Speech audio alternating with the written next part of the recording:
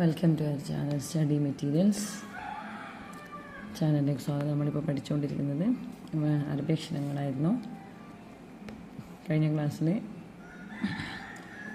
സാ വെച്ചിട്ടാണ് എഴുതിയത്. നമുക്കൊരു കാര്യം ചെയ്യാം, നമുക്ക് നീട്ടുന്ന അക്ഷരങ്ങൾ എങ്ങനെയാണെന്നൊന്ന് നോക്കിയെടുക്കാം. നീട്ടാൻ എങ്ങനെയാണ്, നീട്ടുന്നത് എങ്ങനെയാണെന്ന് ഉപയോഗിക്കുന്നതെന്നൊക്കെ. നമ്മൾ ഇപ്പോൾ ഒരക്ഷരം എഴുതി ബാ. ഓക്കെ, ഇത് ബാ ആണ്, നമ്മൾ പഠിച്ച അക്ഷരമാണ് ബാ. ഫതഹ ഇട്ടാൽ ബാ എന്ന് വായിക്കുന്നു.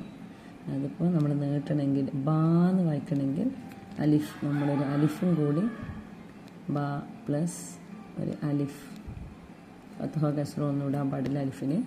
പിന്നെ നമ്മൾ ബാ എന്ന് വായിക്കും. നോക്കിക്കോ, ബാ. അതിന് ഹംസ ഇടണമെന്നില്ല, ഹംസ ഇടേണ്ട ആവശ്യമില്ല. അപ്പം നമ്മൾ ബാ എന്ന് വായിക്കും. അലിഫ് ഇട്ടാൽ ബാ വായിക്കും. ഇനിയിപ്പോൾ താ ആണ് ഇടുന്നതെങ്കിൽ താ വായിക്കും. വാവാണ് ഇടുന്നതെങ്കിൽ വാവിനോടൊന്നും കൂട്ടി എഴുതാൻ പാടില്ല. അപ്പം നമ്മളൊരു അലിഫ് അവിടെ ഇട്ട് കൊടുത്താൽ എന്ത് വായിക്കും? വാ എന്ന് വായിക്കും.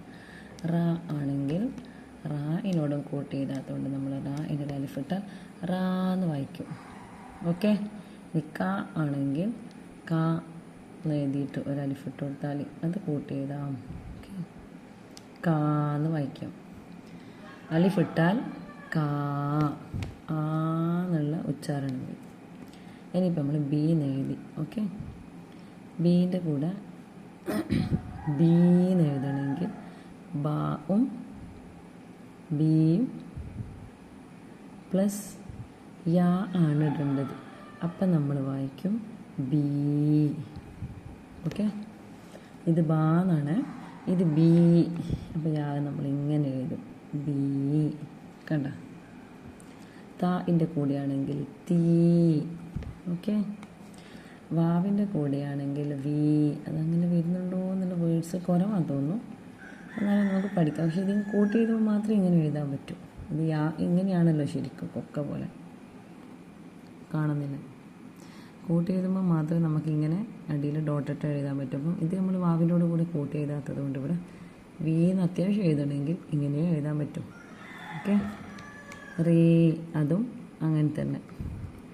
കാഫിൻ്റെ കൂടെ കീ എഴുതാം. ഓക്കെ, ഇനി നമ്മൾ ബൂ എന്നാണ് എഴുതുന്നത്, ബൂ. ഇനി ബാൻ്റെ കൂടെ ബൂ പ്ലസ് വാവ് ഇട്ടാലാണ് നമ്മൾ ബൂന്ന് വായിക്കുന്നത്. ഓക്കെ, ഇതേതെന്ന് ബൂ.